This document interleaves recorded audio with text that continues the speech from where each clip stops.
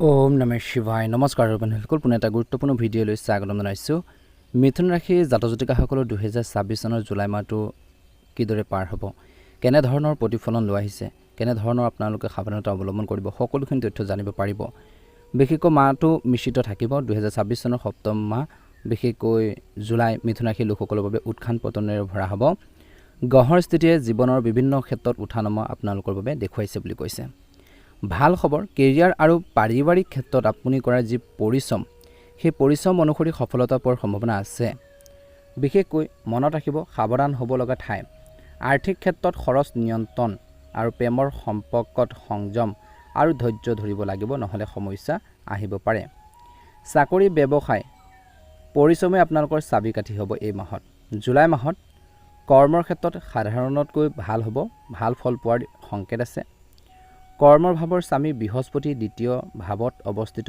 হোৱাৰ বাবে চাকৰি আৰু ব্যৱসায়ত নতুন ইতিবাচক সুযোগ আনিব পাৰে এই মাহত প্ৰমোচন দৰমহাৰ বৃদ্ধি বা নতুন ক্লায়েণ্ট পোৱাৰ যোগ আছে কিন্তু শনিৰ প্ৰভাৱৰ বাবে সফলতাৰ বাটত কিছু আপোনালোকৰ সমস্যা আহিব পাৰে আগতকৈ দ্বিগুণ পৰিশ্ৰম আগতকৈ আপোনালোকে কঠোৰ পৰিশ্ৰম কৰিব লাগিব সময় দিয়ক বুলি কৈছে কৰ্মৰ ক্ষেত্ৰত যি কাম কৰি আছে আৰু ধৈৰ্য ধৰিব লাগিব 15 জুলাইলৈকে বিশেষকৈ এই সময়খিনি কেৰিয়াৰৰ বাবে সোণালী এই সময়ছোৱাত মিথুন ৰাশিৰ লোকসকলৰ বাবে কৈছে যে আপোনালোকৰ কামৰ স্বীকৃতি নতুন দায়িত্ব বা ভাল অফাৰ লাভ কৰাৰ সম্ভাৱনা দেখা পোৱা গৈছে 15 জুলাই পিছত ফল আপোনালোকৰ পক্ষতে থাকিব কিন্তু মনত ৰাখিব লাগিব কামত অকাৰণ পলম অপ্ৰয়োজনীয়ভাৱে সময় নষ্ট নকৰিব বিনা কাৰণত আপোনালোকে লেট নকৰিব ফাইল আটকি থকা বা কাগজপত্ৰ ৰৈ থকা বা অতিৰিক্ত প্ৰচেষ্টা কৰিব লগা হ'ব বুলি কৈছে এই জুলাই মাহত চাকৰি লোকসকলৰ বাবে কৈছে যে অফিচত খং আৰু খৰখেদা একেবাৰে নকৰিব ইমেইল বা কথা বতৰাত ভুল হ'ব পাৰে ব্যৱসায়ীসকলৰ বাবে এই মাহত কোনো ডাঙৰ ৰিস্ক বা নতুন পৰীক্ষা নিৰীক্ষা নকৰিব সাৱধান হ'ব যিখন নাও চলি আছে সেইখনতে আপোনালোকে আগবাঢ়ি যাবলৈ বাবে চেষ্টা কৰক বা আগবাঢ়িবলৈ দিয়ক বুলি কৈছে আৰ্থিক আপোনালোকৰ অৱস্থা আয় ব্যয় আৰু ভাৰসাম্য আপোনালোকে ৰাখক বুলি কৈছে জুলাই মাহত জুলাই মাহ আৰ্থিক দিশত একেবাৰে বিশেষকৈ উজলি নাথাকিব আৰু বুঢ়ীও নাথাকিব বুলি কৈছে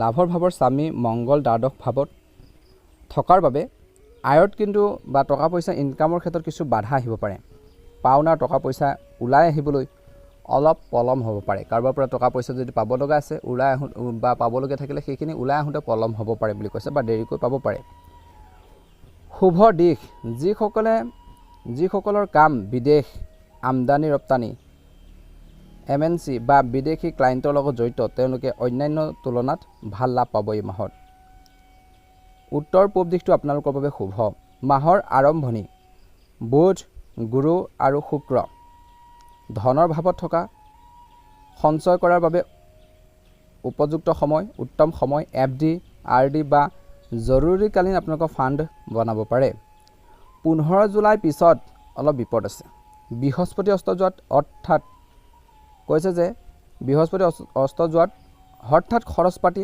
মেৰামতি চিকিৎসা বা অতিৰিক্ত বিশেষকৈ খৰচ ওলাই আহিব পাৰে অতিথি অহাৰ বাবে হ'ব পাৰে ঘৰখনত বিশেষকৈ এতিয়াৰ পৰা আপোনালোকে বাজেট বনাই চলিব লাগিব অনাৱশ্যক খৰচত আপোনালোকে বেছি টকা পইচা ইউজ নকৰিব ব্যৱহাৰ নকৰিব মনত ৰাখিব স্বাস্থ্য অৱহেলা কৰিলে বিপদ হ'ব স্বাস্থ্যৰ দিশত মাহটো সাধাৰণ থাকিব মিথুন ৰাশিৰ লোকসকলৰ বাবে কিন্তু আপোনালোকৰ অৱহেলা ইয়াক বেয়া কৰি তুলিব পাৰে বুলি কৈছে গতিকে স্বাস্থ্যৰ ক্ষেত্ৰত কেয়াৰফুলি আগবাঢ়িব লাগিব কেয়াৰফুল হৈ থাকিব লাগিব 7 জুলাইলৈকে বুধৰ যি স্থিতি ভাল থকাত শৰীৰ ফূৰ্তি আৰু মন ভাল লাগি থাকিব এই প্ৰথম সপ্তাহটো জুলাই মাহৰ বিশেষকৈ 7 জুলাইৰ পিছত বিশেষকৈ মূৰৰ বিষ স্বাস্থ্যৰ ক্ষেত্ৰত এলাহ পেটৰ সমস্যা বা সৰু সুৰা ৰোগ আহিব পাৰে বুলি কৈছে মংগলৰ প্ৰভাৱ এই মাহত আপোনালোকৰ আঘাত খজুৱতি কিছু লোকৰ কাটা চিঙা ৰোড এক্সিডেণ্ট গতিকে সাৱধান হ'ব লাগিব বুলি কৈছে সেইবাবে গাড়ী বাইক অতি সাৱধানে চলাব লাগিব এই জুলাই মাহত ফোন চাই আপোনালোকে গাড়ী নচলাব মোবাইল ব্যৱহাৰ কৰি গাড়ী নচলাব এই মাহত অনাৱশ্যকৰ ৰাতি আপোনালোকে যাত্ৰা নকৰিব। যদি বেছি ইম্পৰ্টেণ্ট নহয় ৰাতি যাত্ৰা একেবাৰে নকৰিব বুলি কৈছে। মূল মন্ত্ৰ সময়মতে খোৱা, পানী খোৱা আৰু টোপনিৰ ওপৰত গুৰুত্ব দিব লাগিব। 7 পৰা 8 ঘণ্টা আপোনালোকে টোপনি নিয়মিতভাৱে আপোনালোকে কৰিব লাগিব। নিয়মীয়া ৰুটিনে ডাঙৰ ৰোগৰ পৰা আপোনালোকক বচাব বুলি কৈছে। গতিকে এই জুলাই মাহত কৰ্কট ৰাশিৰ জাতক জাতিকাসকলে গুৰুত্ব দিব লাগিব। প্ৰেম, বৈবাহিক জীৱন, মৰ্যাদা আৰু ধৈৰ্য। প্ৰেম আৰু বৈবাহিক জীৱনত মনত ৰাখিব মৰ্যাদা আৰু ধৈৰ্য লাগিব। প্ৰেমৰ ক্ষেত্ৰত মাহটো দুটা ভাগত ভাগ কৰা হৈছে। 1 পৰা বিশেষকৈ আপোনালোকক কৈছে যে 14 জুলাই সময়খিনিলৈকে মধুৰ সম্পৰ্ক, প্ৰেমিক প্ৰেমিকাসকলৰ মাজত বুজাবুজি, ডেট, ফুৰা ঘূৰাৰ বাবে ভাল, সম্পৰ্কৰ ঘৰত কোৱাৰ বাবেও সময় অনুকূল। বিশেষকৈ আপোনালোকৰ বাবে কৈছে যে 14 জুলাইৰ পাছত পৰীক্ষাৰ সময় হ'ব প্ৰেমত। গ্ৰহৰ যি স্থিতি সলনি হোৱাত কিছু লোকৰ সন্দেহ, ভুল বুজাবুজি, তৃতীয় ব্যক্তিৰ হস্তক্ষেপ হ'ব পাৰে। থাৰ্ড পাৰ্চন কিছুমান ব্যক্তি যেতিয়া আপোনালোকৰ প্ৰেম জীৱনত সোমাব সমস্যাৰ সৃষ্টি কৰিব পাৰে, বিপদ মাতিব পাৰে, মনত ৰাখিব। বিবাহিত লোকসকলৰ বাবে গোটেই মাহটো ধৈৰ্য আৰু বুজাবুজি ৰাখিব লাগিব। কিন্তু এই জুলাই মাহত 15 জুলাইৰ পিছত জীৱনসংগীৰ লগত খুলি কথা পাতক। যিখিনি মনৰ কথা আছে সেইখিনি টোটেলি আপোনালোকে খুলিকৈ কথা পাতক বুলি কৈছে। জমা হৈ থকা কথা বতৰাবোৰ অৰ্থাৎ মনত থকা যিবোৰ কথা বতৰা আপোনালোকে ক'বলৈ চেষ্টা কৰক। কাজিয়া হ'ব পাৰে বুলি কৈছে যদি লুকুৱাই ৰাখে কথাবোৰ। পাৰিবাৰিক জীৱন প্ৰথম পক্ষ ভাল, দ্বিতীয় পক্ষ সাৱধান। দ্বিতীয়াৰ্ধটোত 1 পৰা 15 জুলাইলৈকে অতি শুভ বুলি কৈছে। দ্বিতীয় ভাৱত বুধ, গুৰুৰ, শুক্ৰৰ যুতিয়ে ঘৰখনত সুখ, শান্তি, ধৰ্মীয় কাম আৰু সকলোৰে সহযোগ কঢ়িয়াই আনিব বুলি কৈছে। মনত ৰাখিব লাগিব এই মাহত ঘৰখনত পূজা পাঠ বা মাংগলিক কাম আপোনালোকৰ কৰিলে ঘৰখনত এক ইতিবাচক শক্তি বিৰাজ কৰিব। 15 জুলাইৰ পিছত সাৱধান হ'ব লাগিব। ঘৰৰ সদস্যসকলৰ মাজত অহংকাৰ আহিব পাৰে, ইগ' বা সৰু সুৰাৰ কথাত কাজিয়া হ'ব পাৰে বুলি কৈছে। এই মাহৰ মধ্যভাগৰ পৰা ধ্যান ৰাখিব লাগিব। গুৰুত্বপূৰ্ণ পৰামৰ্শ, ঘৰ কিনা বেচা, মাটিৰ ভাগ বতৰা কৰা বা বিবাহৰ বাবে ডাঙৰ সিদ্ধান্ত 15 জুলাই আগতে শেষ কৰক বুলি কৈছে। গৃহস্থ জীৱন সাধাৰণ থাকিব, কিন্তু পুৰণি কাৰ্যৰ কথা মনলৈ আহি মানসিক চাপ দিব পাৰে। ইয়াক সংযত আৰু খুলি কোৱাৰ দ্বাৰাহে সমাধান কৰিব পাৰিব বুলি কৈছে। জুলাই 2026 মিথুন ৰাশিৰ লোকসকলৰ বাবে 3টাৰ বিশেষ উপায়। গুড় বৰ্জন কৰক। এই মাহত গুড় বা গুড়েৰে বনোৱা মিঠৈৰে বনোৱা বস্তু আপোনালোকে নাখাব বেছি।